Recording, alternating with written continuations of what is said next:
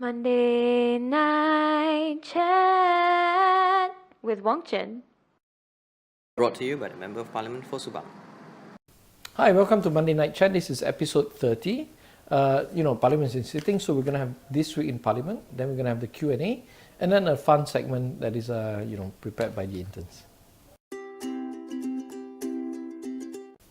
Okay, for This Week in Parliament, since Parliament is sitting, this is our end of the second week. We shoot on the Thursday, so this is the last day of the second week.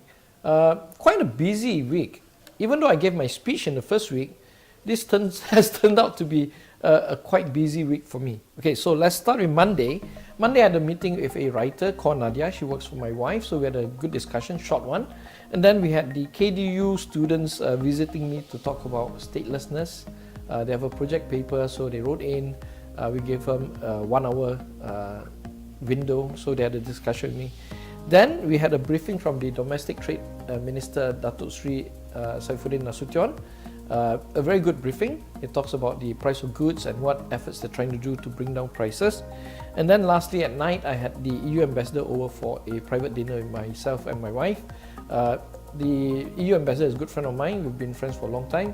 This is not an official thing. It's just that we were hosting her for some issues regarding holidays, chit-chatting. So normal. Okay, on Tuesday, I started the morning at 9 o'clock with a meeting with the new Auditor General, Datuk Nick Azman. Datuk Nick Azman is a USJ 6 resident, so he's actually my constituent, and he's also from Kota Baru, which makes it double joy.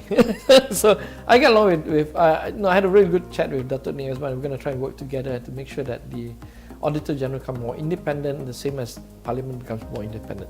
Okay, but the big story on Tuesday is the Speaker of Singapore, Tan Chuan Jin. Yeah, he's the Speaker of Singapore, and he brought along 8 members of Parliament. So they were visiting Parliament itself. They were there at about 12 o'clock to witness the big quarrel between PAS and UMNO versus DAP. Yeah, but I was then invited to a separate private meeting with them together with Nurul Izzah at 4 o'clock at Hilton. And then at 6:30, the Speaker came back to Parliament, and then we met him once again, where he gave a speech on a lecture on Singapore parliamentary system. And then I took the opposition leader, Mr. Pritam Singh, who is a friend of mine. We got to know each other last year. So I took him to my house, and we had a short discussion about things, catching up on news and on children and family. Okay. On Wednesday, relatively quiet on Wednesday, but I had a really long meeting, almost 2.5 hours with the researcher, Prangtip. Miss Prangtip is from the Chulalongkorn University, and Chulalongkorn is the premier university in Bangkok. So we had a long discussion on the concept of elite politicians or elite power brokers in ASEAN region. So she told me that Thailand is lagging on ASEAN studies.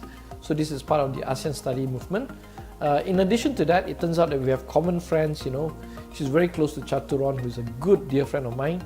Unfortunately, Chaturon can't stand now in the election for the general election in Thailand coming up. So then I had a meeting with backbenchers. A lot to discuss yesterday. All sort of informal meetings, because many of us are worried about developments in Parliament. Thursday, I had a meeting with the Speaker. Because I try to go and see the Speaker on an ad hoc basis to catch up on standing committees and to see how to help each other in carrying out the reforms. And then I had a meeting with Izzah. Izzah, of course, very close to me, so we have constant meetings. And then we have a PAC meeting as well, coming up very soon, and then followed by an AirAsia briefing at lunchtime. So we're shooting, for sake of clarity, we're shooting this at about 11-12 o'clock. So this is before the activity is going to take place. Yeah. So that's basically This Week in Parliament. Now, I want to highlight a few points about the Parliament sitting at the moment.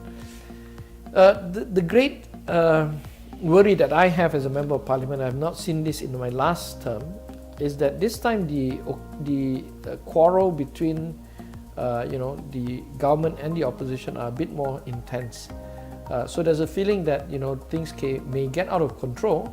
So as a result, many of us who are more senior, second term, third term, fourth term, are trying to have informal meetings with other members of parliament from all sides to try to cool things down. Yeah. If this continues, then parliament will be disrupted, because what we need most now is that parliamentarians from both sides to be united so that we can demand our financial freedom and administrative freedom from the cabinet. Yeah.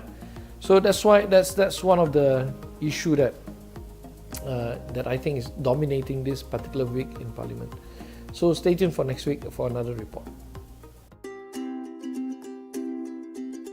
Okay, Q&A 120 seconds this week. As usual, the interns have prepared me 5 questions. Bala is back in Parliament today because he wants to visit Parliament and he's skipping school apparently. But let's keep that a secret. Huh? Bala, okay? Huh? Okay, good. Okay.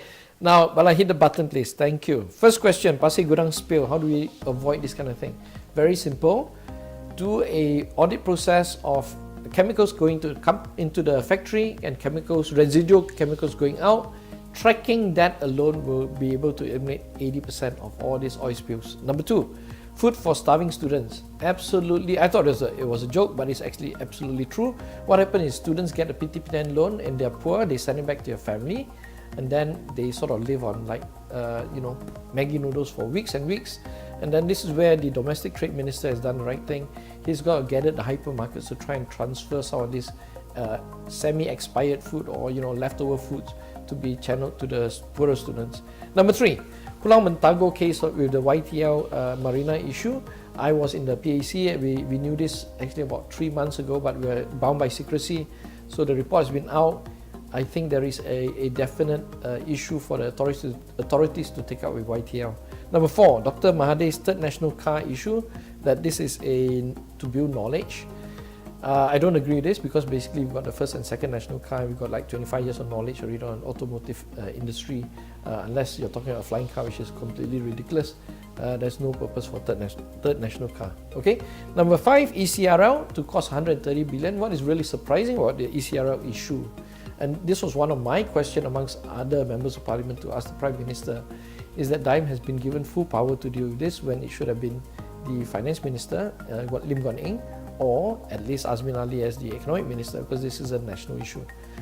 Or even the EPU department. Well, there's no EPU which is basically Azmin's job. So DIME is there. So one thing is good is we know DIME is a good negotiator. Let's hope that he can negotiate a good settlement with China on this ECRL issue. For me, I think it still doesn't make sense to build there. Maybe they can shift the realignment to Penang and Kuala Lumpur. Yeah? That's it for 120 seconds this week.